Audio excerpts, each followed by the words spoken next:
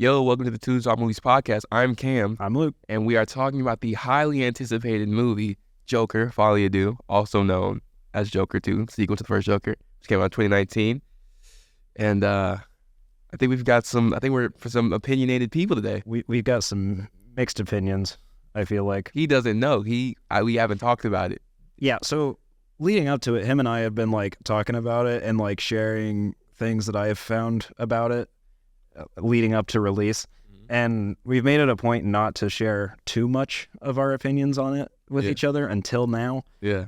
Except for me, because we'll get into it, but I didn't like it very much, and I really didn't like the first one either. Okay. I loved the first one. I haven't told him how I felt about the second one. I just saw it last night. Well, this comes out on Friday, so it's Monday today. I saw it last night on Sunday, and we haven't spoke about it since. I told him when I was gonna go see it. He said, "Have fun." That's it. So I'm looking forward to it. But if you don't know, this is kind of a spinoff from the regular Batman or Nemesis Joker. It's part of DC's Elseworlds label, and so what that means is it's kind of more not multiversal, but alternate universe story. It's not the mainline thing that you would see. So in terms of the previous DC universe with Batman versus Superman and Justice League and stuff like that, this is an Elseworlds in regards to that. So it's not directly related to those films or anything. Joker 1 and Folie Deux are their own separate things in their own contained bubble. But if I remember correctly, you have a story about the first one. I do. Would you like to share that with us? I would. So I was in my junior year of high school, and I was taking this news writing class, and I had the teacher by the name of Dr. Smith, and he was teaching us the general ins and outs of news writing and what news is. And I was the youngest person in there. Everyone else was a senior, so I didn't really talk to anyone in there. And he gave one class, he's like, go think of something you want to write about. And I knew I liked movies. I was going to go see it, but he made it sound like you can literally write about anything. And I was like, I didn't know if it was allowed, but I was like, can I talk about the new Joker movie that's coming out? Yeah. Get it back to me this day. I was like, I can do that. So October 2nd, 2019, I text my dad. I'll put the messages on the side. And I said, where is it? I said, you want to see Joker on Friday or Saturday? I mean, you'd see it. And, he set the play in motion. And then, what was that? October 2019. That was, I want to get the dates right. October 2nd. So then October 5th, we went to go see the movie. I loved it. And I remember going home and feeling really good because I get credit, or I get graded on being able to write my opinion now. And so I'm typing it out, and that's my first review ever written. If you don't know, I write movie reviews for the paper, and that was the first one I ever wrote. Couldn't tell you if it's good or bad or not. Pretty sure it's horrible. I haven't read it since I wrote it in 2019, so about 5 years ago. And that's the movie that kind of got me involved with journalism, or got me started in journalism, if that makes sense. And I love the movie on its own, but I love it even more because it's kind of my start into all of this movie stuff, talking in a microphone about my opinion. So that movie I hold that movie true to my heart because that, I don't know, it's more than a movie for me. Even though I've loved movies before I even started writing my opinion about them, but you get the point. And even though Cam and I will disagree on our opinions for the first movie, I think that is the point of every movie, regardless of what it is to make you have some sort of reaction to it, to where you can have that kind of a story where it sets you on, even if it doesn't set you on a path, but it's something close to your heart. Yeah. That is good, and I will give praise for that aspect of the movie. Yeah, regardless of it's an odd movie to have for that one to be your start. I mean, if you think about it, every movie that you kind of hold close to your heart is odd in a different way. Yeah, I hope. Yeah, 'Cause that's like the one thing, like movie reviews and podcast. What we're saying is our opinions. It is subjective if you disagree or agree with us, but yeah, but that's just how we feel. And sometimes we feel differently than others. yeah, I don't know if I've ever told any. I've told, like, I think I told my mom that, and I'm telling all of you. But Luke's getting it special because he's right next to me. But yeah, that's my. I love Joker 1, but we're on Joker 2, which stars Lady Gaga and Joaquin Phoenix. Zazie B. I mean, those are the main two characters you pretty much need. Yeah. But we'll just give the synopsis on the second one. After all the crimes and the killing spree, The chaos. that Arthur Fleck, also known as Joker, went on in Joker 1. He's put into Arkham Asylum, which is the mental hospital in the Batman universe, and he's waiting to get a trial for said crimes, the murders, 6, killed his mom. Spoiler. It's 2019. It's been 5 years. You should watch it. Also, there will be spoilers in this one. Oh, we should make that very clear. This entire plot is being spoiled in heavy detail. Yeah, but yeah, so he's waiting for a trial on his crimes and stuff, and it kind of just spins out of control. And he meets Lady Gaga, who is Harleen Quinzel, also known as Lee, also known as Harley Quinn, the Joker's lady, and yeah, it's that. That's all you need to know for the most part. Just him in trial. So, what I want to, before we get into our opinions on both what we liked and disliked, I want to bring attention to how this was made sequel-wise, like why this was made. But before I do that, one thing that we have not mentioned is behind us, the movie posters are back. On Cam's camera, there is Joker, the first one from 2019, and behind me is The Wolf of Wall Street. I cannot remember the year that was made for the life of me, but 2013. Thank you. But I know mine is a little cropped, and I think Cam's from the top is too. It's really weird with these poll things. You can't see it, but there's a poll on my end too. Poll. Yeah, we're in a weird space for it, but they're here finally. They're back up. But anyway, back to Joker, Folie Deux. I think it's important first off to explain what Folie Deux is. So it is a French term meaning madness shared by two, and that ties mostly directly to Jared Leto as Arthur Fleck / Joker and Lady Gaga as Harley Quinn. You said Jared Leto. Joaquin Phoenix. I'm sorry. The reason being is that Jared Leto's been in my head all day because... Come on, Luke. Don't start that. I'm sorry. Don't start that again. Okay. Just for reference, Cam and I before this wrote down a sheet of things we were going to say in order, and there's a section with my name on it literally titled The Bullshit, because there's a section of me just explaining everything I didn't like. You can't see it. It won't focus. Whatever. Yeah, so there's that whole thing. We'll get to that. But beforehand, Folie Deux, right, is madness shared by two, which is Joaquin Phoenix's and Lady Gaga's shared connection in their weird musical madness together.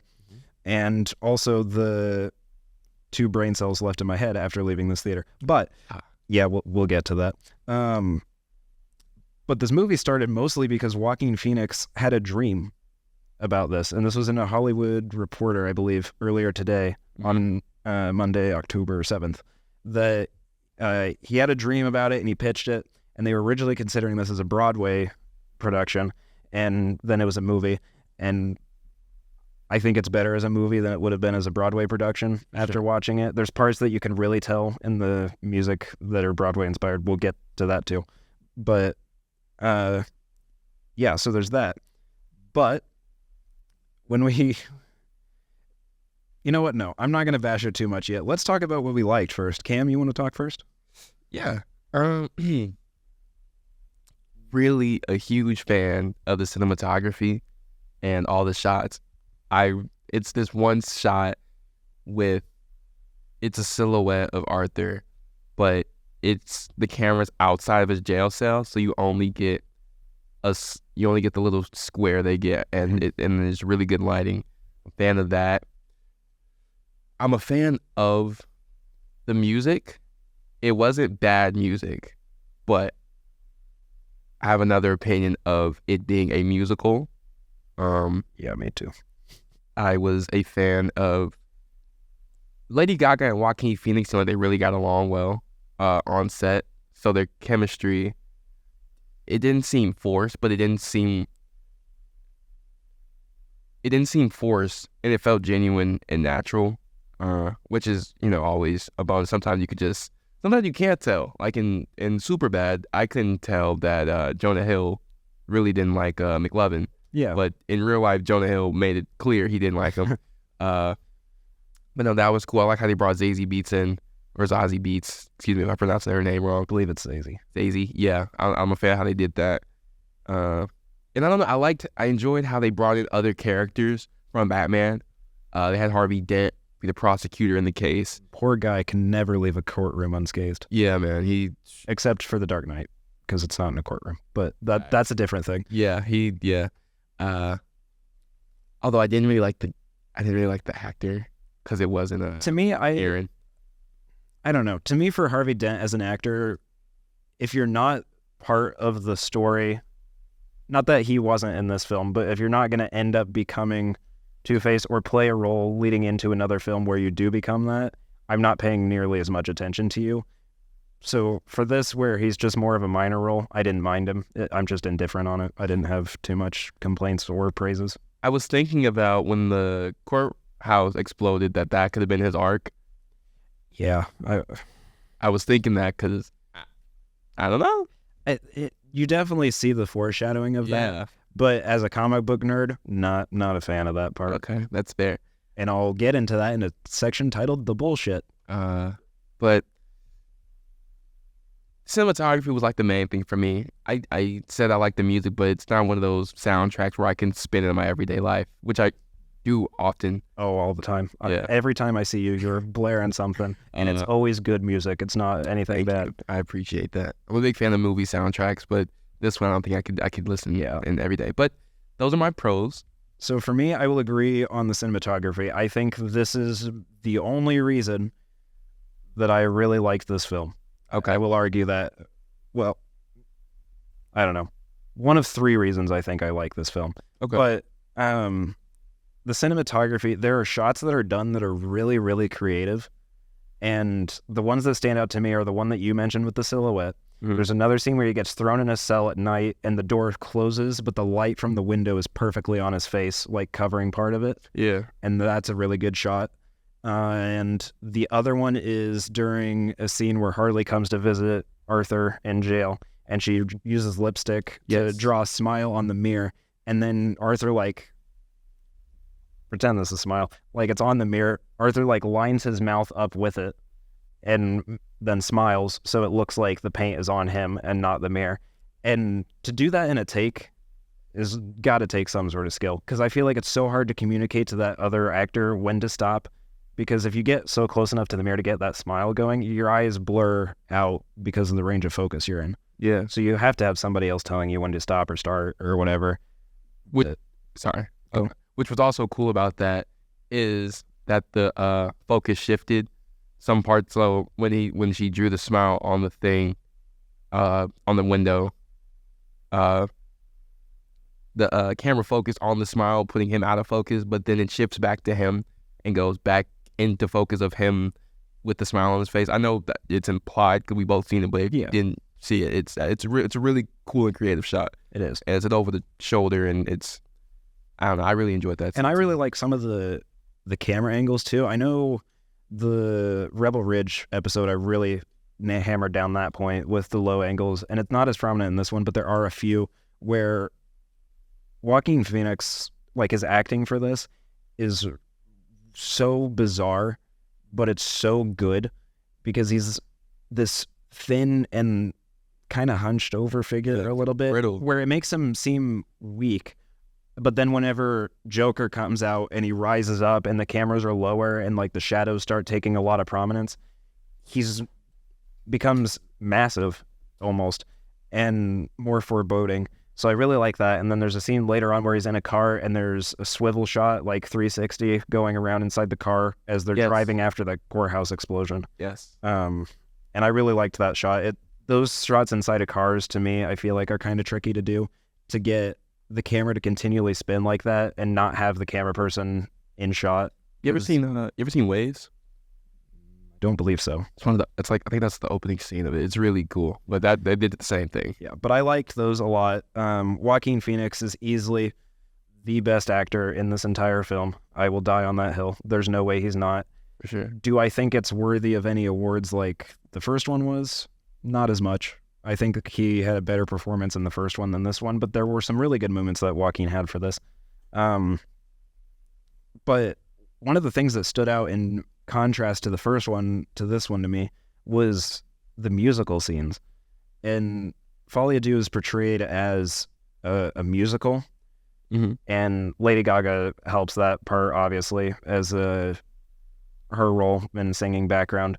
But she also made an album for it. Yes, she did make an album to coincide with this movie. I have not listened to it. I do not plan to listen to it. I'm sorry. I don't care enough about this movie to watch it or listen to music on it. But the musical scenes, I think, were really good. Both of them hit a vocal chord that was so nice to hear. And it was just music to my ears. There's no other way to put that. But that transitions into where I draw some issues. Okay. Because there are a lot of musical scenes where it didn't fit. Yeah. There's parts where like somebody will ask Arthur something, maybe, especially in the interview scene. There's a point where leading up to Arthur's going to his trial, a reporter comes to sit down and talk to him about his mental state and what he remembers about the Murray Franklin show, where if you've seen the first one, you'll remember what happened there. Police, get what you fucking deserve!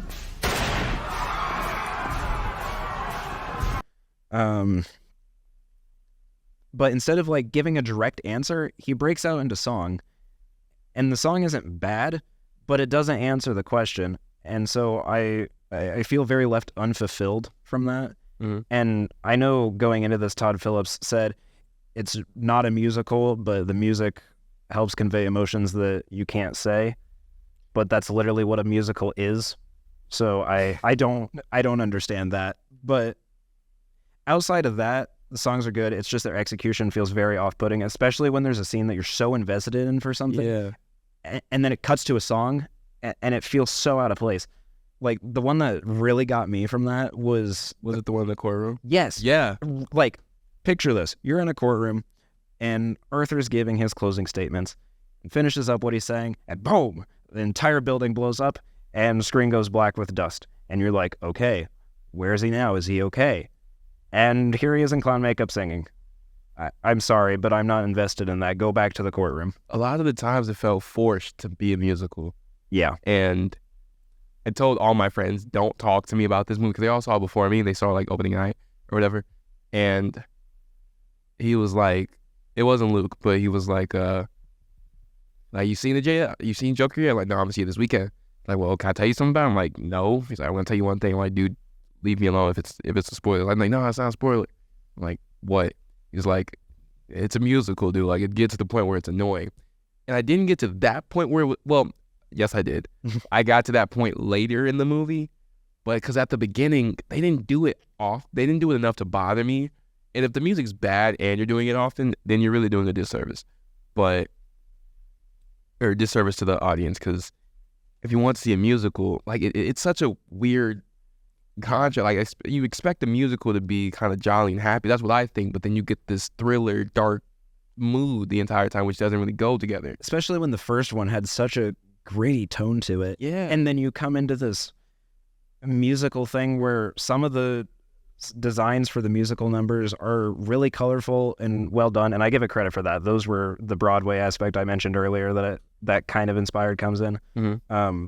But it's not enough to make me care about it. I wish it wasn't a musical and those music scenes were removed and had more dialogue to help bridge gaps between scenes, because it would have been so much better with that. I'm glad they didn't do the not easy, but they didn't have any like dance scenes, because it would have been so easy to have a song and dance with the jail members. That's a good point. Thank God that they didn't do that. Because Todd Phillips, I don't like you for this film or the first one, but thank you for not doing that. I'm thinking about, like, that's what I thought was gonna happen. I I mean, honestly, They did a little bit. They had the drummer, or they had the, okay, a well, little here's the bit, thing. just- If this did become a Broadway show and not a movie, you best believe there would have been one. for sure. There's no way that it wouldn't have been. Yeah. So thank God for that. But that also like makes me not like Lady Gaga's performance, because as Harley Quinn acting wise, she's not really contributing much and doesn't have. No. Well, let me rephrase that. She does contribute to the story related to Arthur, but the acting behind it isn't in any way comparable to what Joaquin Phoenix is bringing to Arthur and Joker. Okay. And to me, she's mainly just there for the musical scenes. Yeah. Like, you could have if this wasn't a musical, I don't think Lady Gaga would have been cast as Harley Quinn. I think it would have been somebody else. She's an interesting choice to have too as Harley Quinn, but I think she does it well. I know you're a big fan of the comics Highly. mirroring, or the The adaptations. yeah. And this is one of the few times I like go back and like I wish that kind of happened. I think because we see in other films, I think that's my reference point. Yours are comic books, mine are other films. All right, I can And agree with that. I wish Harley Quinn was more of that. I wish she would have been like a real lover in the movie, because at the end she just leaves him and they don't really do anything, and we find something out which kind of breaks the whole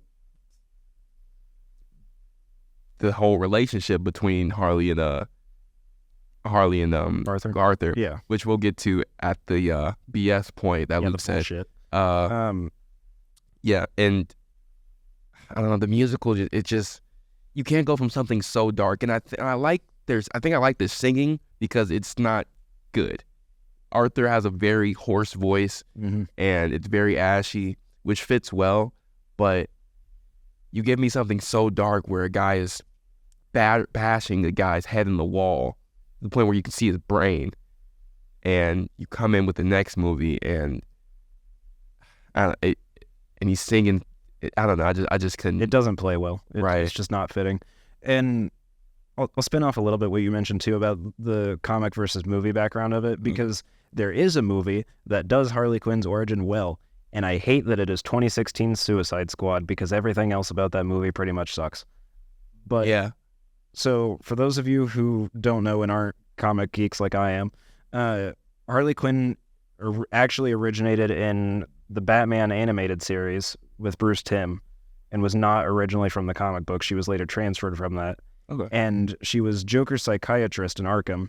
And after treating him through multiple sessions and sit downs, I guess, she became like madly infatuated with him. And so Joker was like, well, I'm stuck in here, but you can go home. And so Joker ended up beginning to like manipulate her into Harley Quinn character, who would go and exact Joker's will while he was still in prison and act as the clown princess of crime, basically. And eventually her and Joker would go on all sorts of escapades together doing that. And later, as the years went on, Harley Quinn would kind of wake up from that realization and go more against him and become her own sort of anti-hero character. But originally it was more of the Harley Quinn face paint and some of the VAT stuff that you see with Ace Chemicals in 2016 Suicide Squad. Yeah. And I give it credit for that. The only portion of Harley Quinn's origin being kept intact from this movie is that she is a psychiatrist. Nothing else about her is Harley Quinn's origin.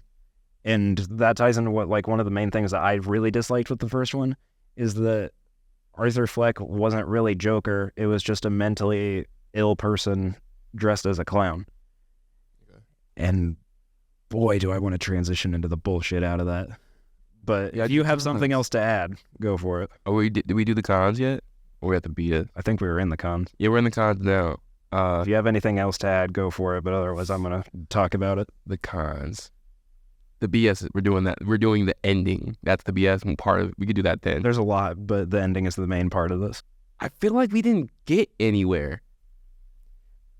I'll agree with that. I feel like we start at the asylum, we move to the courtroom, and we're back at the asylum. Yeah. And I watched somebody else's YouTube review and they said the exact same thing too. there's no character progression.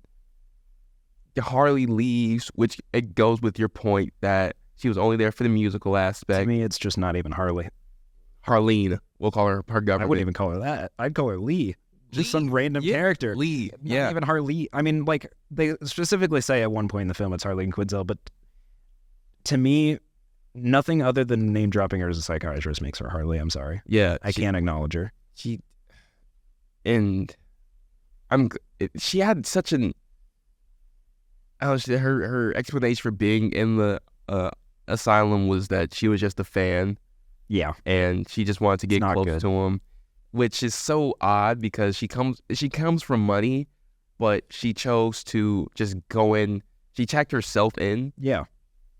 And some of it I could chalk up to maybe their filming style, where every scene had a script for it, and then a lot of the scenes the script was thrown out and they improvised it. So I can give it some leeway for maybe it not being the most structured. But when the first movie had such a strong structure to establish going in and out of Arthur's mind Yeah, and getting every point leading to the next point, and then this movie kind of throwing all that out and making so much random stuff happen and just be mentioned and then never followed up again, coming in the bullshit section. Just not it. I'm sorry. she wasn't. I didn't like that. No. And I guess we can. What else is a con? Music. It didn't have that music. There's nothing to remember. I know that's live from Joker 1. Yeah. Like there, I know. And I mean, Joker's theme reprises through the film, but it's the same one, and there's nothing else theme-wise. Like, I don't think Harley Quinn really gets much of a theme either. No. And, like, there's nothing with, like, the courtroom leading up to the final scenes and stuff. It's just little to no presence, I would say. That's what I mean. No character progression. Stories kind of, yeah. Music's good, but it's not as strong as the first one. But those are just a few, but let's transition into the BS. Luke's been Man. waiting on this part. Luke, I will let you start us off. I am apologizing in advance for the rant. As usual, I take notes on everything. I have a lot of them. Okay. A lot. So, Do the scroll. I like seeing you. the scroll, it is our favorite. Anyway, That's it? no, there's more. Wait, scroll. Wait. Actually, If I scroll fast, it's not gonna it's not. appear as much. But Oh, yeah, he's There got we go. notes. All right, let's see him. so putting this back into perspective, while I'm here, right? Mm. Before I got to sit down and watch it, I saw from CinemaScore that it was the lowest rated comic book movie ever, with a D, and I was like, surely not. I mean, Madam Web and Morbius exist, and I hated those films. They were bad. Nope, it was somehow worse. And I was like, oh, okay. Well, the first film made, I think, $1 billion box office. So Yeah. I was like, surely this film's got to have something coming out of it, right, profit-wise. No. It needed $450 million to break even. Not profit, just to break even and make back the cost to make it. And so far has only made $121 million worldwide. And in terms of domestic, it's only made $37.8 million, which is less than Morbius of all things made. How that is possible, I have no idea. But they did it. And it bothers me. I'm Why? sorry. I I don't know. Morbius was a whole nother level of bad. And I genuinely think the only reason I would rather rewatch Morbius than this is because Morbius, actually, you could laugh at for how bad it was. Check out a review for Morbius. You reviewed it. I don't know. I'm not a big. Morbius wasn't like the worst movie ever. I don't know if it's the worst movie ever, but it's definitely the worst. No, second worst I've seen. I'm sorry, this movie's Second taken worst movie. Yeah. This is the worst movie you've ever seen. so far. We'll get into that. So, this movie. Okay. okay, I know hot takes out here, This is the but worst movie you've ever seen. that I have ever seen. Yeah, that's Yeah. This is the worst. Yeah. Okay. There's still a lot of movies I haven't watched, but it's bad enough that this is the first time that I can, in recent memory, remember a couple in front of me walking out of the movie. That's never happened to me. They walked out, and it wasn't even halfway in, not even a fourth. They walked out already. They knew that they didn't want to be there. And honestly, I can't blame them. I would have rather watch Transformers 1 to get a sequel for that than to sit here and watch this. And thank God I got 10% off, because I could not have in good conscience gave this movie all of my money for full price. So you could tell I'm passionate about it. Yeah. He but banged his fist if you didn't hear. there's so much. And that's like getting into the film. and just the experience of it. That's not what actually happens in the Yeah, film you just that said the I hate. money was the Yeah. was the BS. Okay. So it gets worse. So for me, I have said it before and I'll reiterate, story and plot is one of the most important parts of a movie for me. If you can't do that right, you're doing most of it wrong. And I give credit for the first film flowing together well, but as I mentioned earlier, in the first film watching it, to me, it wasn't Joker, it was more just a mentally ill person in clown makeup. And the second movie only proves my point more because, spoiler again, Arthur Fleck isn't even Joker. He's not. He is not the Joker This is at all. Yeah. And I'm like, oh, so what was the point of the first movie then? What, like at all, if this is not Joker? And this movie recontextualizes the first one as a movie recapping the events of what Arthur did at his crimes and why he was in Arkham. And I was like, okay, I can understand that. Movies have done that before. But then Harley Quinn comes in and is also just not Harley Quinn, aside from her being a psychiatrist, the same way that Joker, or Arthur Fleck, sorry, is Joker solely because he's dressed as a clown. And I can't do any of that. I don't like it. It's not faithful to the comic books that you're adapting. And so you're losing a ton of points from me already there. Just because he doesn't dress. If he dresses fine, like it, fine. But if it's not Joker, Oh yeah, it doesn't really. it's not Joker, and this Right. movie wasted a Sure. couple hours of my time. And so we get that whole thing, and already I'm turned off by the film primarily. And then like the whole there is no Joker, it's just Arthur Fleck thing in the courtroom. And I'm like, okay, so now not only did I waste my time watching the first movie, I've wasted my time watching the second. And by now, we're a couple hours in. Surely this movie's wrapping up and I can go home and rest easy. And I didn't rest easy. This movie continues to get worse by having the whole point of his trial be to see if he is worthy of getting the electric chair to be killed. He's on death penalty. And when he gets back to prison, what is he doing? He's sitting in the cafeteria watching cartoons on the television. He's not in the electric chair. The entire point of the film and the trials, he's just not there. And I'm like, oh, so what was the point of that? And I can't answer it. I don't know. Well, you don't get the electric chair right after, you know. Yeah, but like the cut makes it seem as if it's been a couple days. There's no frame of time or anything. I don't know if this is immediately after. I would assume it's maybe a day or so, because everyone acts like the trial's been a while, and they're not watching the trial back on the TV. I didn't take it like that.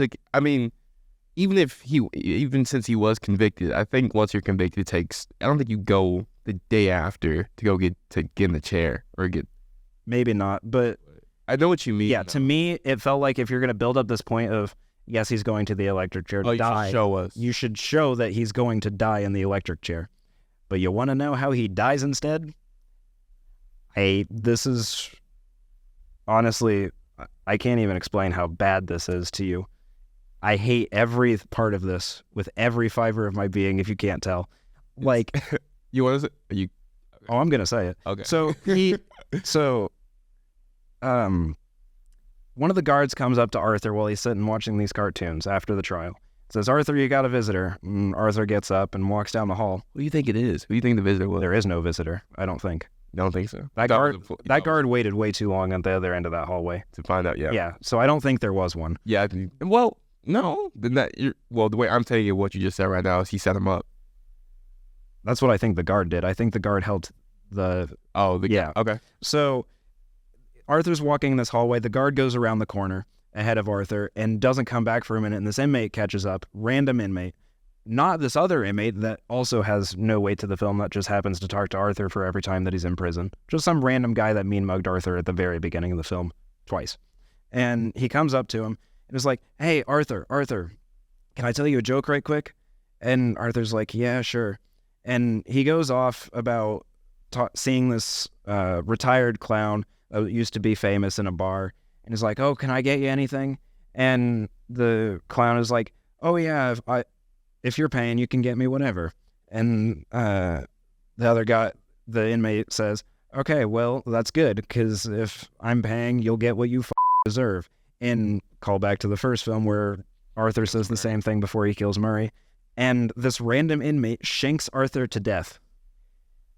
And I think my main gripe is that he's just not present in the film. The guy that kills him is just not present. He is in 2 scenes before this, just staring off in the corner. And if you're not looking out for him, you wouldn't see him. And what makes this suck is it's implied that this is the next Joker because of how he laughs when he kills Arthur. Oh, and you best believe this is the worst of the worst part of this. Okay. This is the most bullshittiest bullshit I have seen, and the entire reason that this segment is called the bullshit. And sorry, can I say one more thing? Yeah, go for it. He cuts his face. That's where the bullshit is. This movie seems to imply that the dude that kills Arthur is Heath Ledger's Joker because of the way that he carves his face. And I hate that because there's no way that this film or the first Joker can take place before the Dark Knight trilogy, as these films take place in 1980s. Yeah. And for the guy that kills him to be Heath Ledger, he's too old already. Yeah. It would not be the same guy. And for the comic book or film people out there or general audience, The Dark Knight is praised as one of the best comic book films or films of all time.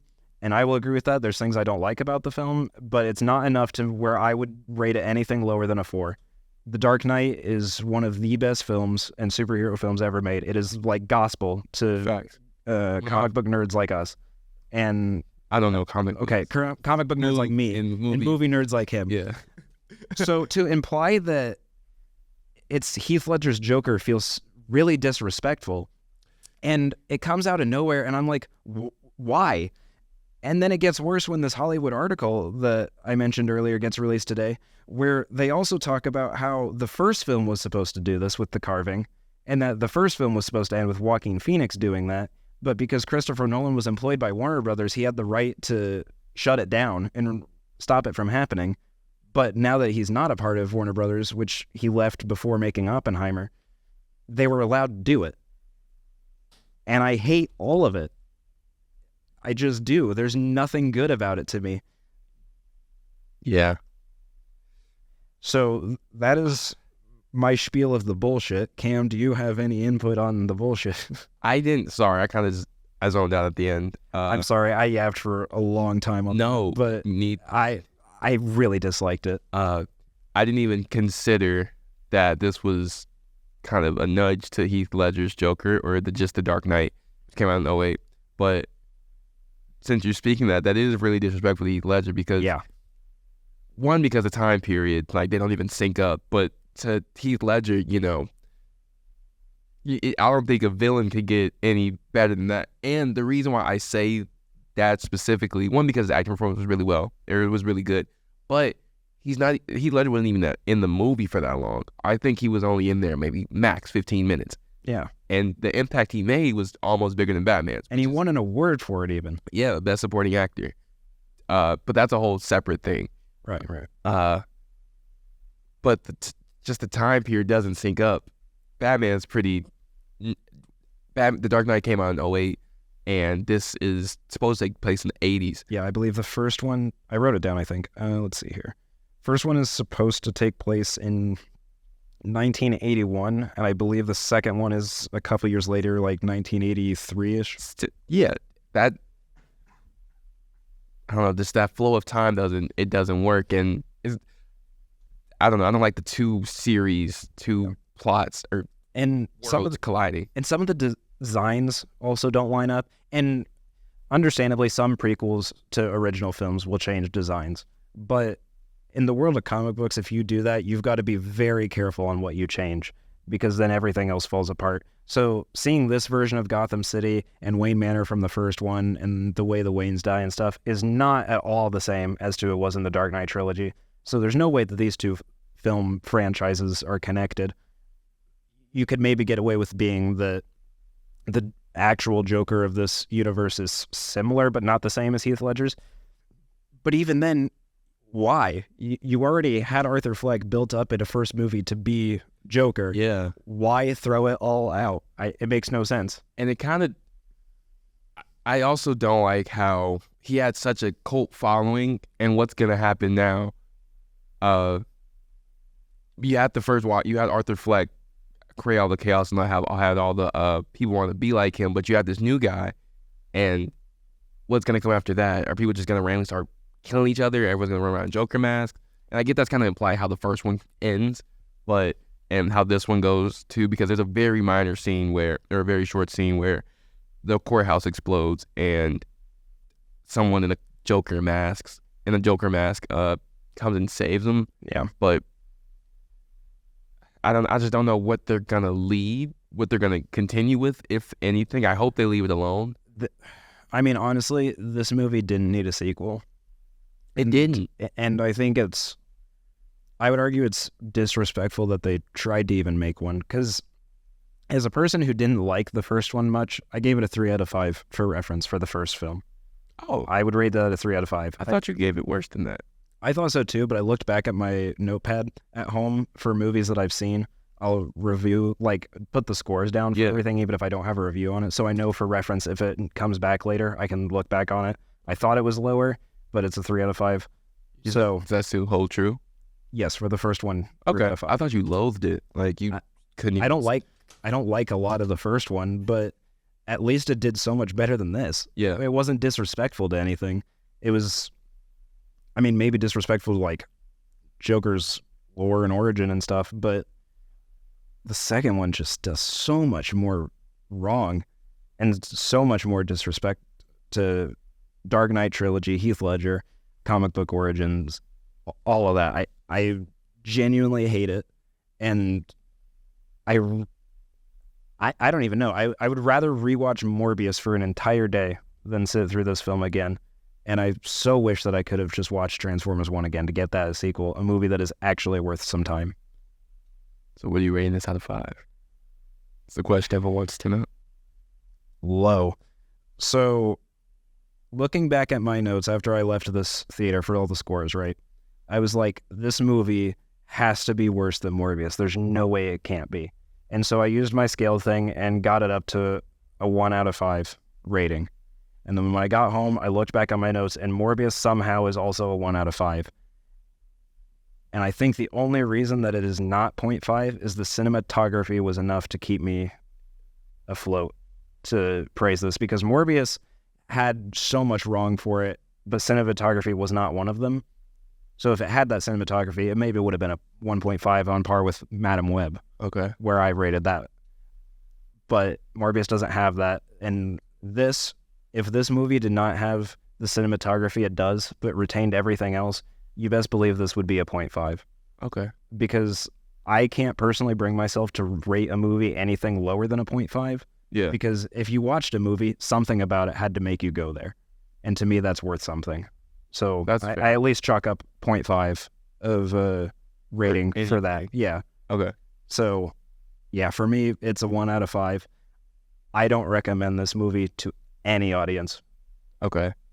I'll give it, I give them 1.5. One might be because of nostalgia.